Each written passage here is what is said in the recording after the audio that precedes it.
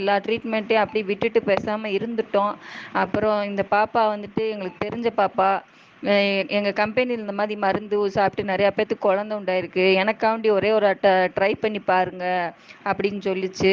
சரி அப்படின்ட்டு இந்த பொண்ணுக்காண்டி ட்ரை பண்ணோம். எங்களுக்கு பெருசா வந்துட்டு எனக்கும் எங்க வீட்டுக்காருக்கும் நம்பிக்கை இல்லை. இந்த பாப்பா சொல்லிச்சே அப்படின்றதுக்காண்டி நாங்கள் ட்ரை பண்ணோம். எனக்கு 2 மாசத்துலயே எனக்கு கொஞ்சம் வித்தியாசம் தெரிஞ்சிச்சு. என்னோட வெயிட்டும் கொஞ்சம் குறைஞ்சிச்சு. அப்புறம் எனக்கு கொஞ்சம் வித்தியாசமும் தெரிஞ்சிச்சு.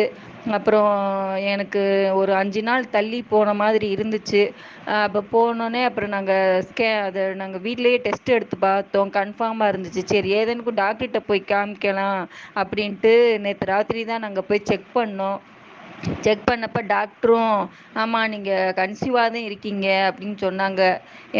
நான் அழுதுட்டேன். எனக்கு ரொம்ப சந்தோஷமா இருந்துச்சு. இதை கேட்ட உடனே அந்த பாப்பாவுக்கு தான் ஃபோன் அடிச்சு நான் ரொம்ப அழுதுட்டேன். அப்போ அந்த பாப்பா அப்போ கவலைப்படாதீங்கக்கா, இது கிடைச்சதே சந்தோஷம் நினைங்க அப்படின்னா அந்த பாப்பாவை நான் கடவுளுக்கு அடுத்து அந்த பாப்பாவுக்கு நான் ரொம்ப நன்றி சொல்லிக்கிறேன். நான் எங்கள் வீட்டில் எங்கள் அம்மா அப்பாவுக்கு கூட நான் சொல்லும் போது அந்த பாப்பாவுக்கு தான் ஃபோன் அடித்து சொன்னேன்.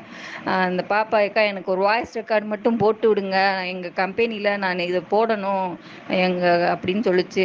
இந்த பாப்பாவுக்கும் அந்த கம்பெனிக்கும் நாங்கள் ரொம்ப நன்றி சொல்லிக்கிறேன். வாழ்க்கையில் மறக்க மாட்டேன். இந்த வெஸ்டேஜுங்கிற கம்பெனிக்கு ரொம்ப ரொம்ப நன்றி.